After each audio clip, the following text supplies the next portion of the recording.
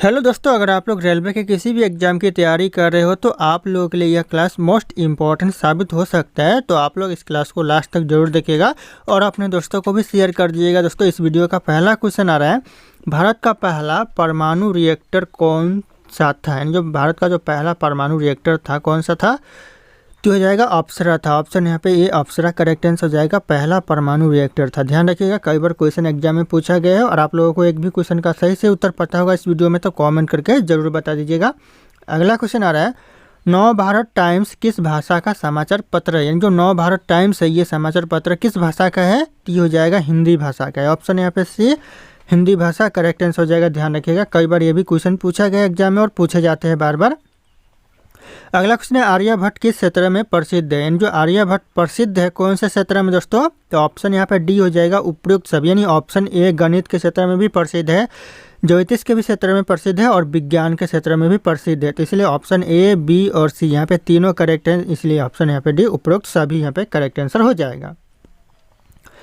अगला क्वेश्चन है, fibre optics का उपयोग किस में होता है? जो फाइबर ऑप्टिक्स का जो उपयोग होता है या किस में होता है?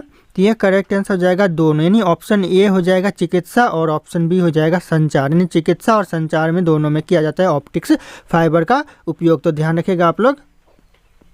अगला क्वेश्चन है, सर्वप्रथम 3 रंगों वाला राष्ट्रीय ध्वज कब फहराया गया था? सबसे पहले जो 3 रंगों वाला राष्ट्रीय ध्वज फहराया गया था कब दोस्तों?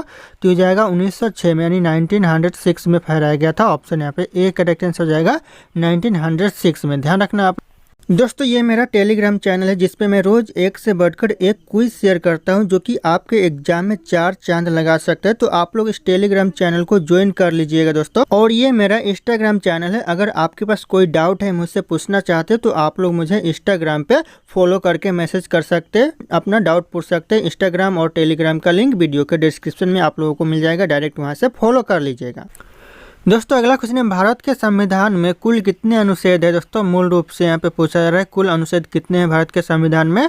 तो हो जाएगा 448 कुल अनुच्छेद है भारत के संविधान में। ऑप्शन यहाँ पे सी करेक्ट आंसर हो जाएगा 448 दोस्तों। पहले 395 था लेकिन अभी 448 हो गया है, ध्यान रखना आप लोग।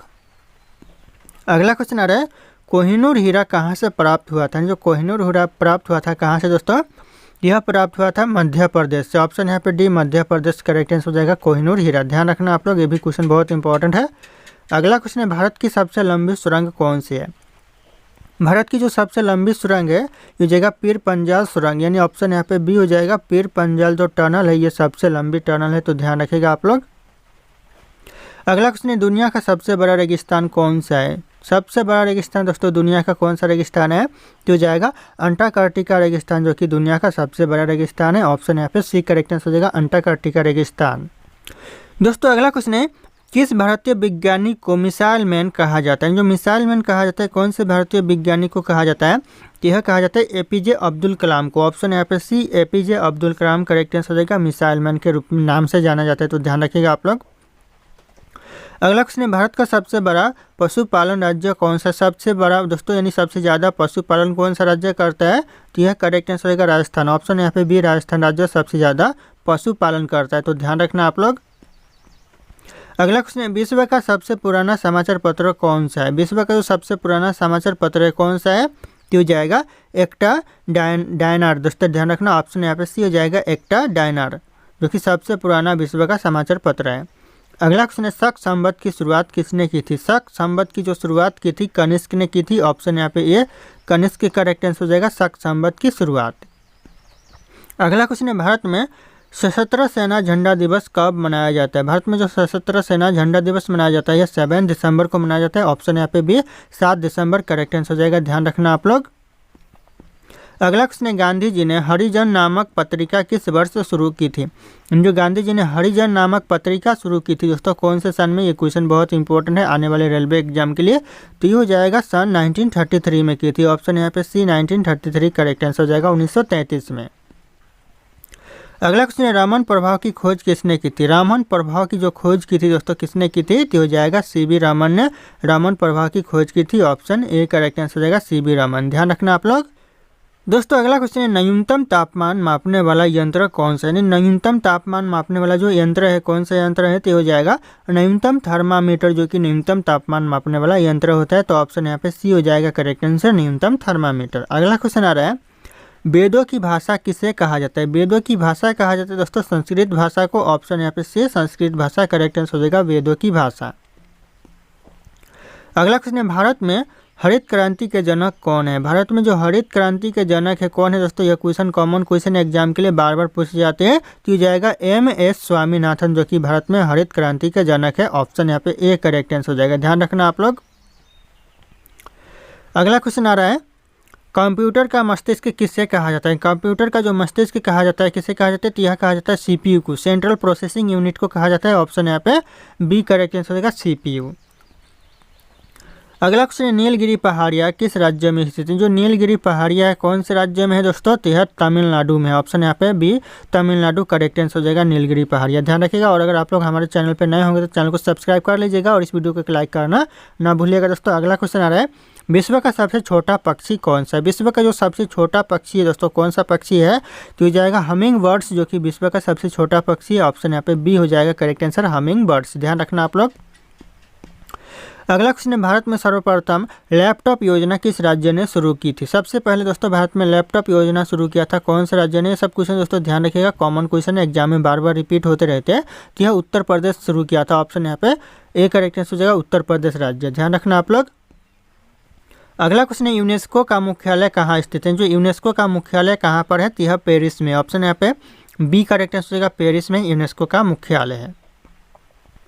अगला क्वेश्चन है शेरशाह सूरी मार्ग वर्तमान में किस नाम से जाना जाता है। शेरशाह सूरी मार्ग दोस्तों वर्तमान में जाना जाता है ग्रैंड ट्रक रोड के नाम से। ऑप्शन यहाँ पे भी हो जाएगा ग्रैंड ट्रक रोड, ध्यान रखिएगा। ग्रैंड ट्रक रोड को अभी वर्तमान में जाना जाता है शेरशाह सूरी मार्ग के नाम से। तो ध्यान रखना, ये भी क्वेश्चन बहुत इंपॉर्टेंट है एग्जाम के लिए।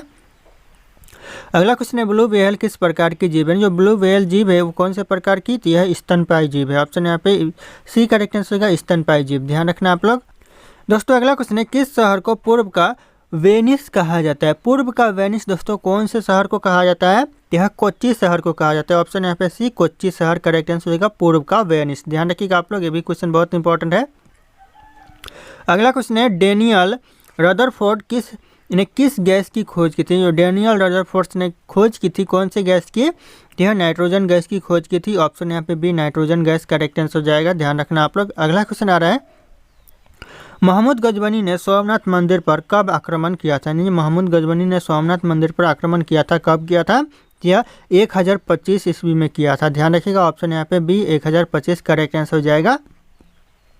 अगला क्वेश्चन है दशावतार किस देवता के अवतार माने जाते हैं। जो दशावतार है वह किस देवता के अवतार माने जाते हैं, तो यह भगवान विष्णु के अवतार माने जाते हैं। ऑप्शन यहाँ पे सी विष्णु करेक्ट आंसर हो जाएगा।